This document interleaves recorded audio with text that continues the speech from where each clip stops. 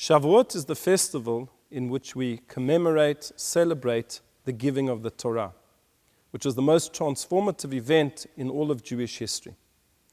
All of the Jewish people, 600,000 males over the age of 20, and many more women and children were gathered around the mountain, and all of them heard together the voice of God when he said the first two of the 10 Commandments.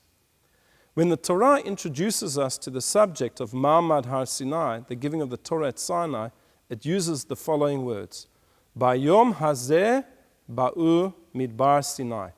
On this day, they came to the wilderness of Sinai.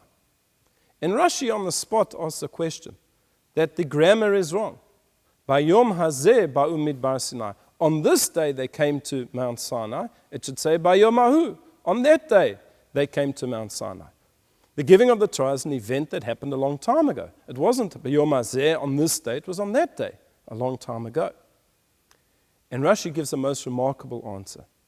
The answer is that the Torah is telling you, don't view the Torah as if it was only given by Yom Ahu, on that day, a long time ago, in a time and a place that is of no relevance to us whatsoever.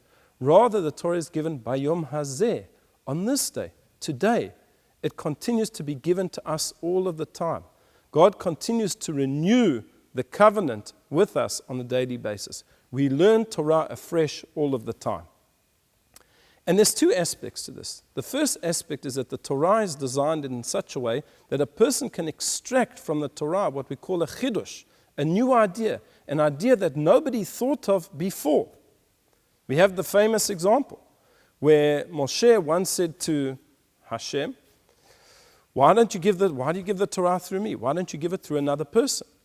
And Hashem takes Moshe forward in time. He's sitting in a classroom, and there Rabbi Akiva is teaching. And Rabbi Akiva is giving a lesson on the little crowns which are on the top of the letters. And he explains the meaning of why those crowns are there. And Moshe Rabbeinu Moses can't work it out. He can't work out the message. And yet Moshe was the one who himself received the Torah.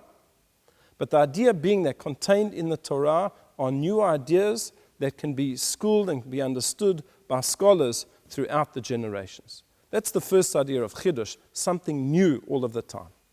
The other idea that Rashi is getting at is the idea of relevance. We always have to find something relevant.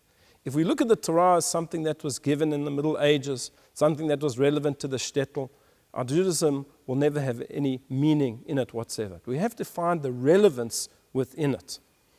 And an example of this is the famous letter that Nachmanides, Rav Moshe ben Nachman, sent to his son. Moshe ben Nachmanides was a great rabbi in Spain who was exiled by the king and made his way to Israel. And from Israel, he sent a number of letters to his children. One letter, which is very famous, is an ethical letter, and it discusses the importance of humility. But he speaks about the importance of learning Torah all of the time. And he says to his son, when you get up from the book that you are learning, look into it. Consider what you have learned. Is there something that you can put into practice? Now, there are many different subjects of Torah. Some of them are practical. Halakha is practical. But what Nachmanides meant is no matter what you're learning, even if at first glance it doesn't appear to be practical, give it some thought. Analyze it. Perhaps there is something relevant that you can take with you. An example would be, let's say Shabbat. Shabbat is something that Jewish people celebrate every single week. Don't look at it as something that applied in an ancient civilization, but something that's relevant to us today. We have so many problems today with technology. Our minds are being totally overrun with technology. SMSs, BBMs, emails. A person hardly has a moment to breathe. Could you imagine a 24-hour period without any technology whatsoever? It could keep you entirely sane. So the idea is to take something that's ancient, something that was given a long time ago, and to make it relevant to this day, by Yom Hazeh, on this very day. So this year, when we celebrate Shavuot, we are not commemorating the giving of the Torah a long time ago. Rather, we are reliving the giving of the Torah in this generation. Chag Sameach.